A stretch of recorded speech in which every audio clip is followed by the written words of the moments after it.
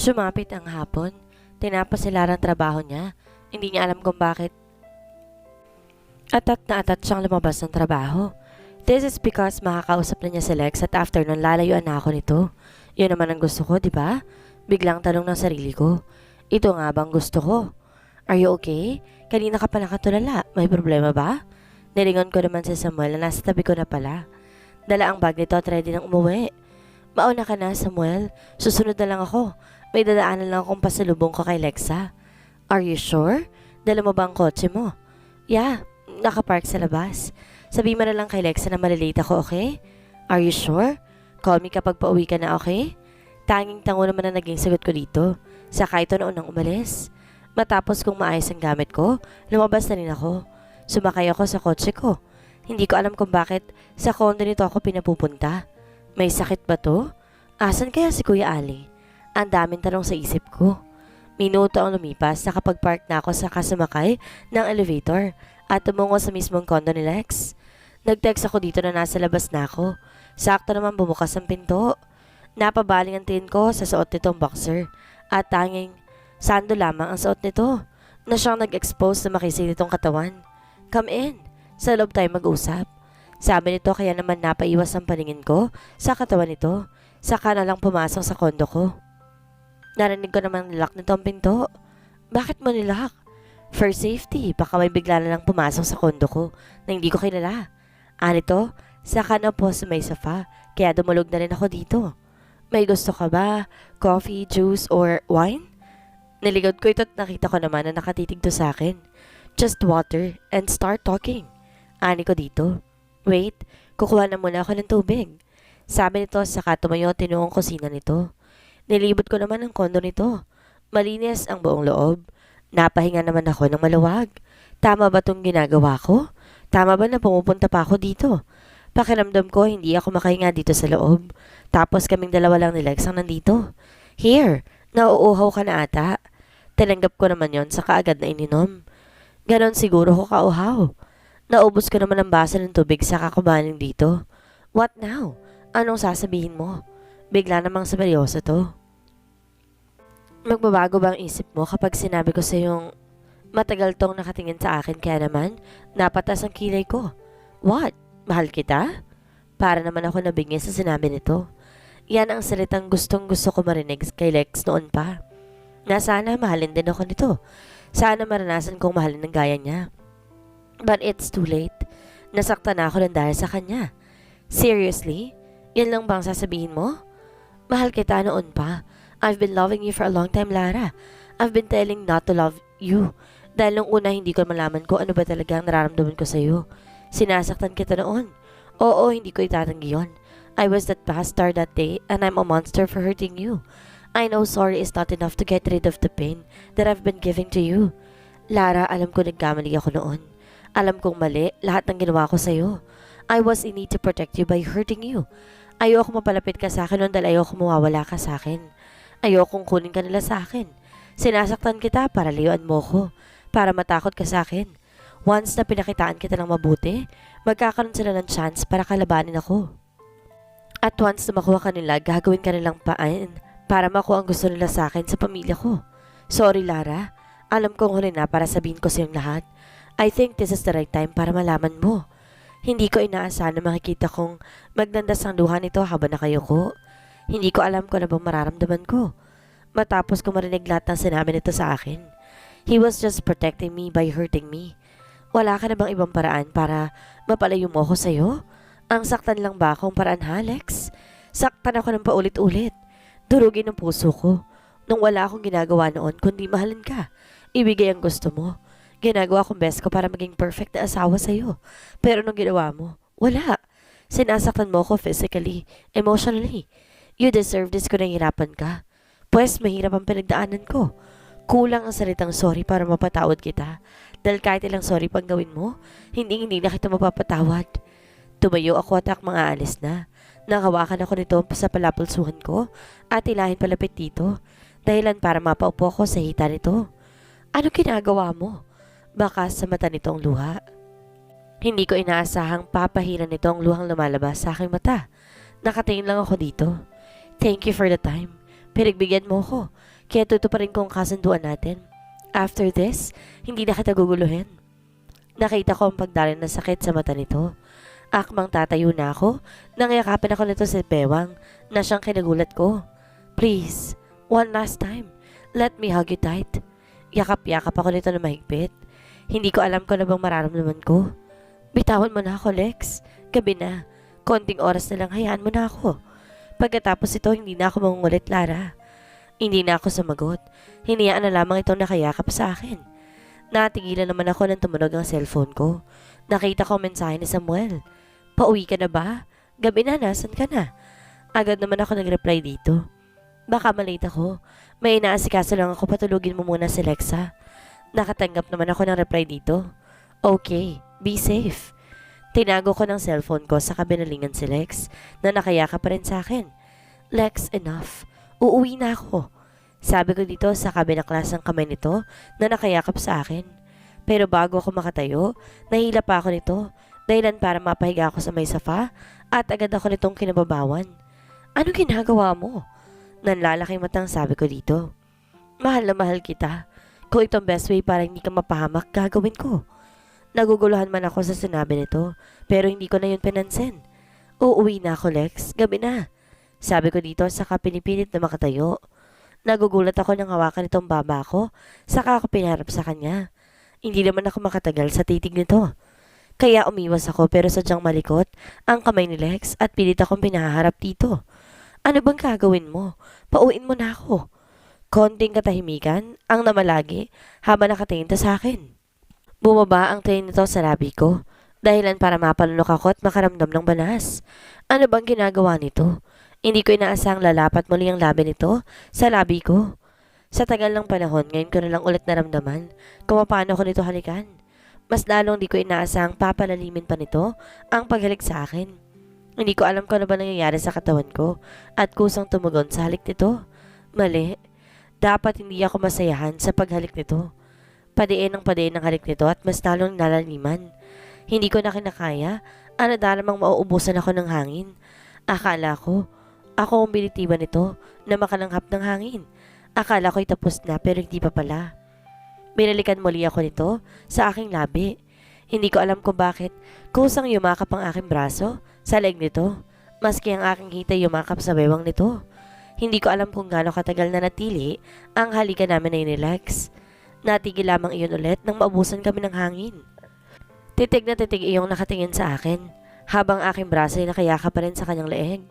I miss you so much, sabi nito sa kamuling inangkin ng aking labi. Hindi na ako nito binigyan ng pagkakataong umimik. Wala na ako magawa maski ang aking katawan. Sumasang-ayon na sa gusto ng aking isip. Nahubad na nitong aking pang-itaas na damit, maski ang sa kanya. Hindi ko alam kung bakit tinahiyaan ko lamang ito, na dapat nag-uusap kami, na dapat uuwi na ako. Natigil ang paghalik nito sa akin at tumunog ang cellphone kung nasa ulahan ko na. Pilit ko namang inaabot yon pero naabot na yun ni Lex, saka binigay sa akin. Si Samuel ang tumatawag. Hello? Pinilit kong hindi mapaungol dahil sa ginagawa ni Lex sa katawan ko. Mami, where are you? Hindi ako makatulog. Uwi ka na, Mami. Wala akong katabi. Boses yun ng anak kong umiiyak.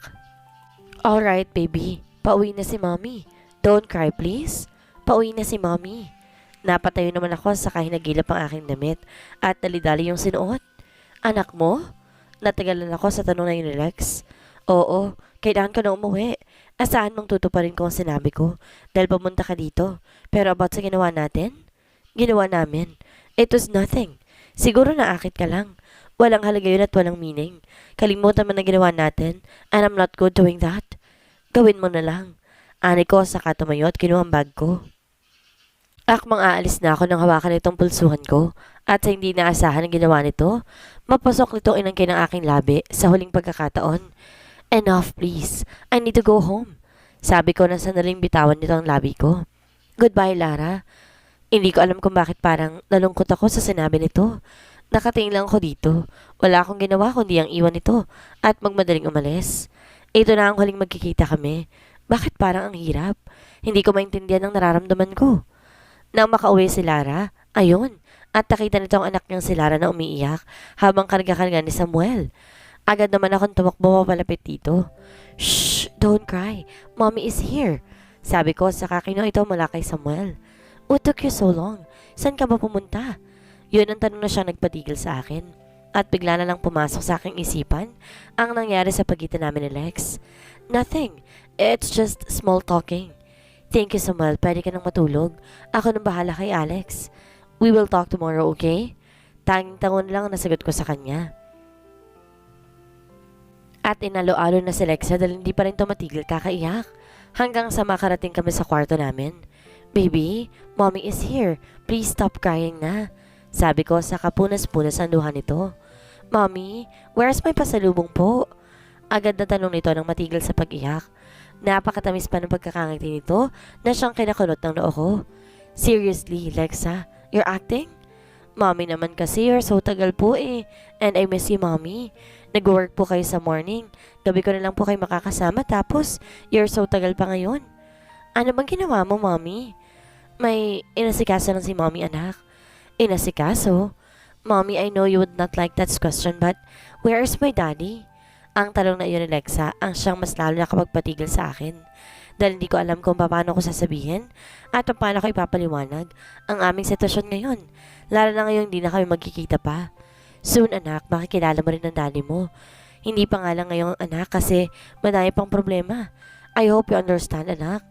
Of course, Mommy. And I know daddy loves me. Even though he's not here. Nakita ko naman ang peking ngiti ng aking anak.